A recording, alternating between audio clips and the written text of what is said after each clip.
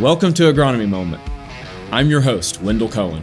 We bring in people who agree with me, disagree with me, and above all, are not afraid to say it like it is. Okay, everyone, welcome back here to Agronomy Moment. We have Alex Long joining us with, as well as Celena Kipping here. And we're going to talk about the end question. Economic optimum nitrogen rate is what PFR talks about it. That's what it says in the book. It says it. We can read it. We can read it to you all day long, but the key word here is your farm. It's a dilemma, but more important than just saying something, we're going to talk about it a little bit with the idea of helping get the tools out there and the understanding out there if we can, so that you as a farmer can make those decisions. Like Eisenhower said, planning is everything, the plan is nothing. Meaning, once you get into season, if you don't have a plan, I think the budget kind of goes out the window. But when you do have a plan, even if you don't use the plan, that planning will help you make better decisions. We're going to try to separate what we can and can't control. Eisenhower said all that? He didn't talk about nitrogen. No. He just said that when your plow as a pencil looks a lot better. Isn't he the one that said that? You tell me. And your field is a paper. Sure. Sounds right. He said that, I think. I shouldn't have interjected, but I just couldn't. When we get done with this, we're going to go to Abilene, Kansas. We'll tour the Eisenhower Museum together as part of a team building exercise. Road trip? Yeah. Enjoy. Where were we at? Eisenhower was talking about papers and pencils and fields. Okay. Practices that reduce our risk. Oh. And hint, it's not always your cheapest per unit of nitrogen necessarily. Establish a target unit per bushel, units per bushel. In this case, it is less than a unit, I think, with a budget. Last, I have to say, because there will be this vegetable farmer from Oregon that will call and say, I did what you said and my radishes didn't turn out. So what to say here is all information here is for informational purposes only. It's not a recommendation for your farm. You should not act or refrain from acting on the basis of any content included in this presentation. And please read through the rest of this content, because everything we say here needs to be taken to your situation. Control or not, Alex and Celena. What is in our control and what is not? I'm gonna start here with Celena, let you talk a bit, and then we'll jump over and you guys just start a conversation. So we're talking about control, what we can control, right? What we can control and what we can't. What we can. Okay. So rain, I think that's a big one that we think about, and especially coming at the times and in quantities that obviously we're never going to be able to predict it. And so last year, thinking about that, the rains that we had in May didn't really help us out. So that's what we're thinking of that we can't control. But we can control is our approach and a flexible approach to our nitrogen program on our farms. Yep. Any thoughts, Alex? Jump in. I mean, yeah, weather and soil type, right? That's the thing you can't control. Soil type, yes. You can't control it, but you can understand it, right? Yeah. So you can make changes due to it, which is kind of in line with what we're talking about today. Absolutely. Making notes on the fact that much of the usable N that goes into our plant is vulnerable to loss. Correct. So if we understand that we become more vulnerable to loss as that nitrogen breaks down, but that's what the plant is going to use it typically as. That means we should also look at, we're going to talk about regulating. That's one thing we can do. We can't regulate how fast it breaks down, but we can regulate the timing of the app so that it's there at the given time it's needed. My first bullet point was going to say is fire when the target is in the crosshairs, but I got to thinking that's not correct, because when the corn needs it, and if we apply it then, it doesn't go into the corn. So firing when the stars align, having that trajectory that we're going to fire, just like the rocket, they are firing it with a trajectory in mind that it's going to travel and land at the right spot. split apply nitrogen. PFR talks about that. Celena, talk a little bit about what you mean by 75% of nitrogen uptake. So yeah, that last bullet point there, the plant's going to be taking up as far as all the nitrogen that it needs is going to be 75%. Holy cow, words. That didn't make any sense. 75% of the nitrogen uptake that the corn needs is going to occur after V10 growth stage when that rapid growth uptake starts at V8. So having that nitrogen in place before V8 is crucial. Yep. So a lot of the applications that we're making around V6, V8 timeframe, a lot of that is a little bit too on the late side because the corn's needing that sooner. Yes. Back to our trajectory conversation. Alex? Yeah, you just, to simplify, at least for my simple brain, you just want your pool of nitrogen out there prior to V8, because at V8 is when the demand goes way up, right? So you do take up 75% after V10, but in this case, that increase in uptake starts to occur around V8, so you want the nitrogen available then. Yep. Managing our nitrogen losses. Here we have our uptake chart, to Selena's point. You see right there at that V8 time frame, you see where that curve really takes off. So I knew I had it somewhere. If you apply it all before planting, you're at a higher risk for loss. It's no secret to say if we split apply, we lower our risk. And then we have to account for time, soil types, to your point, Alex, weather and temperatures. Any other points to make on this, Celena? I don't think so. I don't want to be the Department of Redundancy department because we cover this in the next slide, right? Like as far as like recommendations. We are, yes, absolutely. But so I don't know that I have any value to add to. I think the one thing that I would add is that the further ahead of plant you apply. So, applying all before plant is high risk. The further you apply ahead of planting is the most risk, right? Yeah, that's a good point. Yeah. December, for example, is obviously going to have higher risk of loss versus planting 5 days or a week before. Right. As we can see on our chart, the 3-year multi-location yield average and return on investment, control 2 plus 2, 2 by 2 by 2, UAN at V3. Target units per bushel. Let's talk about here. Now we're getting down into our recommendation part, and the part that the question I got from a customer, from several actually, more than one, is trying to understand what is a feasible target. Is 0.8 feasible? Celena? Yes. Alex? Sure. Wait, I think so. I think you look at the generational efficiency increase in corn hybrids over time. Especially, it seems like the last decade has had a huge impact on that. It seems like we're needing less and less nitrogen to achieve higher and higher yields. I guess the example that I always bring up is at our Effingham PFR site, we raised 280 bushel corn on 135 pounds of nitrogen. Like it's one of those things that you didn't even think was theoretically possible. Yes. But it certainly is. So yeah, I think 0.8 of a pound. Not only is it feasible, I think that's probably what we ought to be targeting. I don't think it sounds like a big change from a 1-to-1 that we've been used to for years. To your next bullet point there, I think in a wet year you may end up at that 1 or even higher than 1-to-1. But I think as a planning tool, I think 0.8 is where we ought to be. And that's what I said is a feasible target. That's what we're trying to understand, is because right now we want to establish target to see, we want to hold back if we can. Yep. Well, to that point, I mean, if you're on an irrigator and you have the ability to fertigate, things like that, you can literally spoon feed that nitrogen. I think 0.6 is a feasible target. I think if you can manage something that tightly, which most people can't, but I mean, so I think that's where I think 0.8 is the sweet spot. I think you could get as low as 0.6 on most years and still maximize your yields on the acre. I think last year on our irrigation we were at 0.78. Yeah.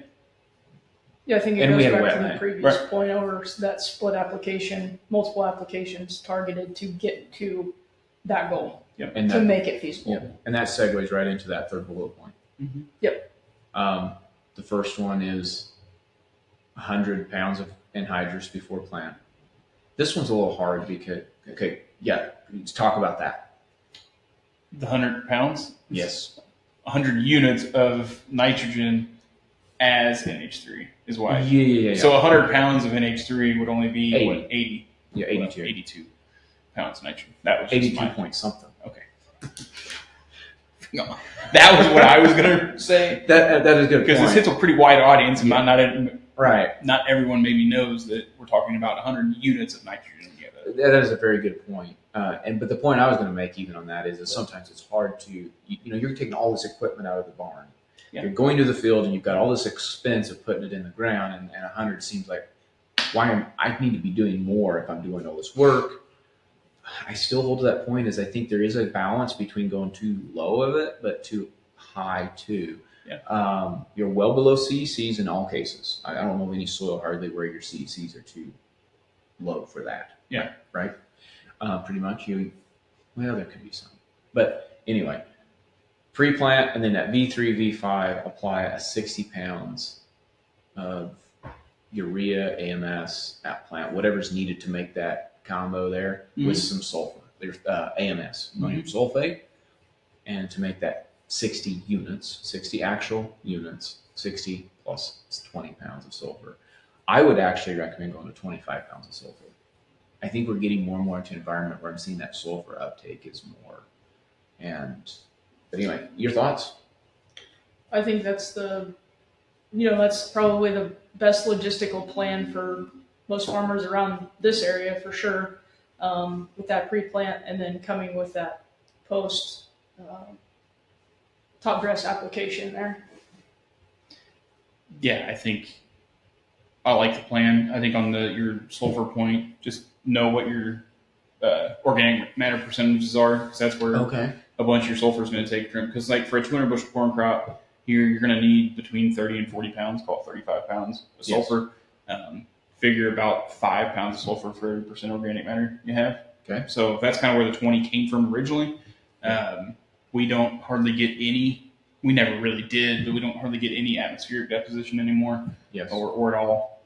So I figure if you got 2% organic matter, you want 40 total for the year. Your corn's going to use 40. You got 2% organic matter, you're getting 10 pounds there. So then you're at your 30 pounds. So really, we could really bump that sulfur up. Right. And again, that's for 200 bushel corn. I'm guessing everybody that's listening to this isn't necessarily, But that's a good point. I think in our case of 200 bushel corn target, really 30 would be a better number.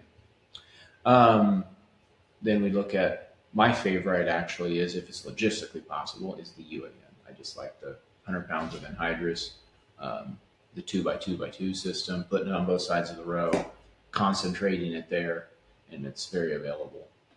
And if we have a wet spring, talk about a wet spring, both of you out in Celena.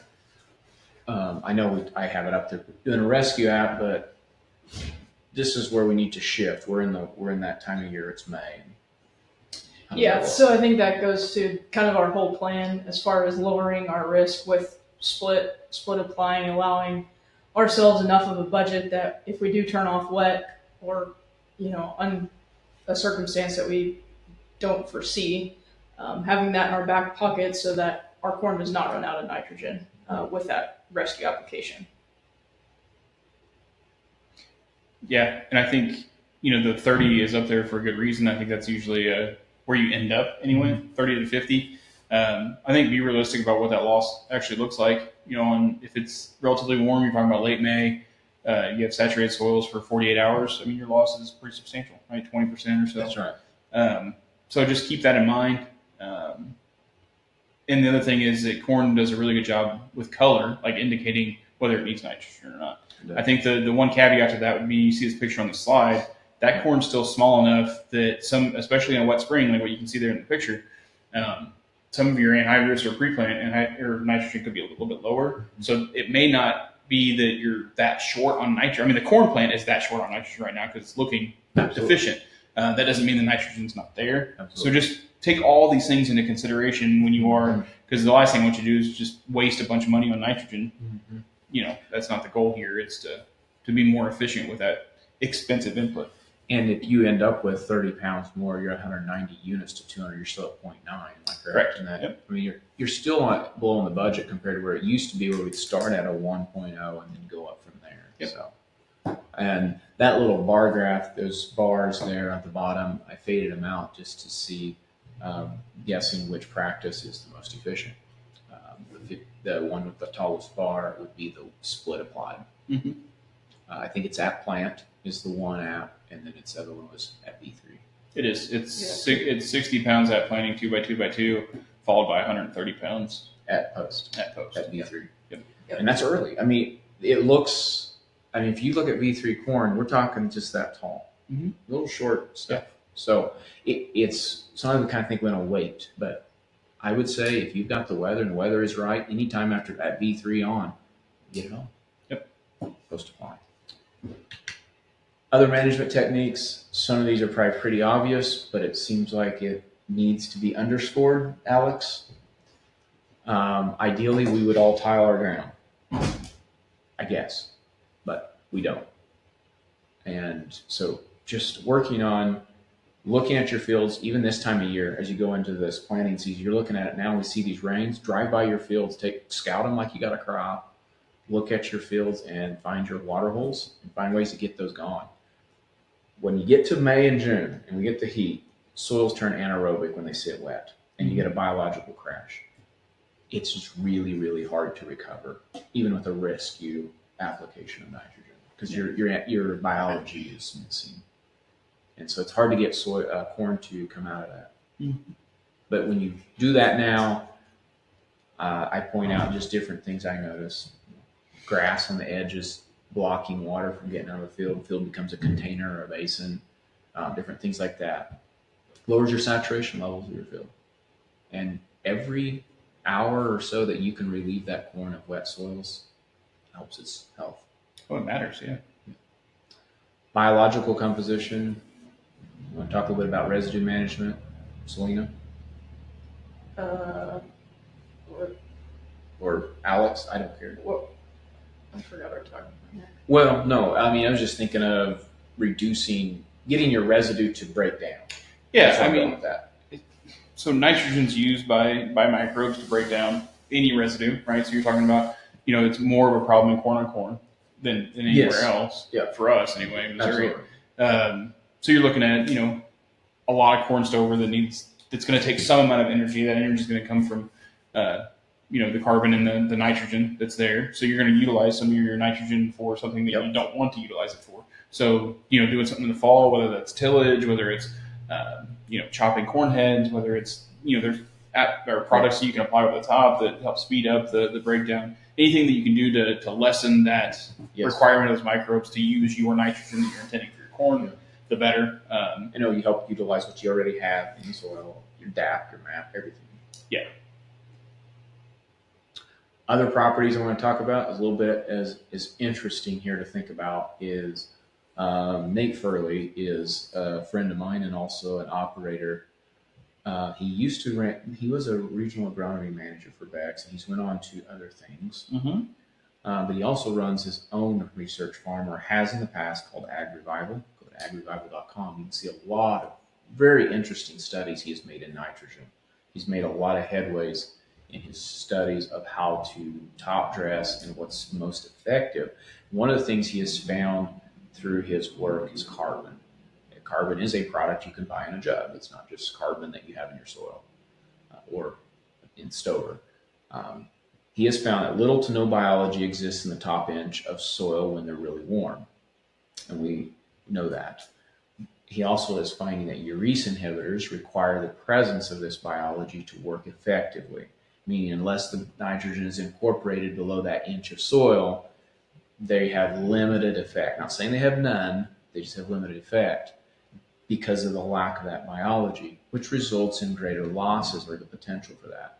He recommends, and we've been doing this on our own farm, is adding carbon, whether it's applied to the urea preels or whether it's mixed in with UAN or however that is, whatever source method you're using, will help hold that nitrogen intact in pretty much all in your environments, even if it does go below the soil. And it also creates it as a catalyst for holding to the soil molecules. He's seen an increase in nitrogen availability for the plant because of that stability that carbon provides. I throw out a couple brands, not because I'm promoting them necessarily, although in full disclaimer, I do sell them. But I'm just saying that I'm used to Satane and Humica. Those are two products like that. But Google something like that to get you started to find products that work for you. And there is other carbon products out there. So just wanted to throw that one out there. I think if you are applying top dress on the surface and you're wanting to try to take that retention up a notch, I think this would be something to consider.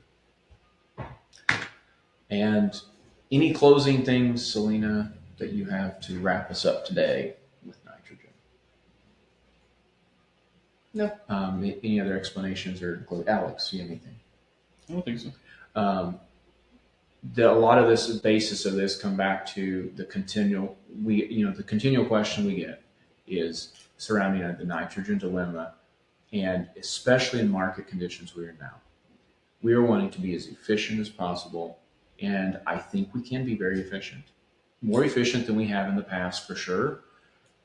We can reduce some of those costs in these low margin environments.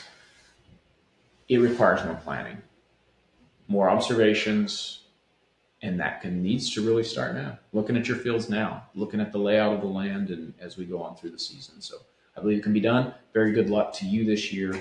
As always, reach out to us anytime. We are here for you, all of us. Thank you. So, What? I thought it turned out well. Yeah, I thought it was fun. If you were Scott Dickey now, you would say something like, "It's about time for lunch." Guys, What else? starving. You're starving? Yes. What would he call it, Celena? What does he say? Grub or something? He calls it something else. He doesn't say, "Let's go for lunch." He says, "I'm I don't know. ready for something." Call me. Scott, I don't. You don't know what's going to come out. Exactly. But I wish he was here. We could have made a really nice roundtable discussion and Hey, I got selected. Field Agronomists of the Year. No. It's your turn again. For wave one of the whiskey. It's almost bean time. So I got spoons on here. It's almost bean time. Lunch, yes. Well, it's 11:30, it's 12 almost. No, it's not.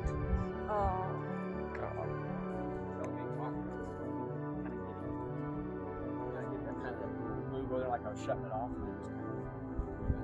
You gotta get that splinter dissected out.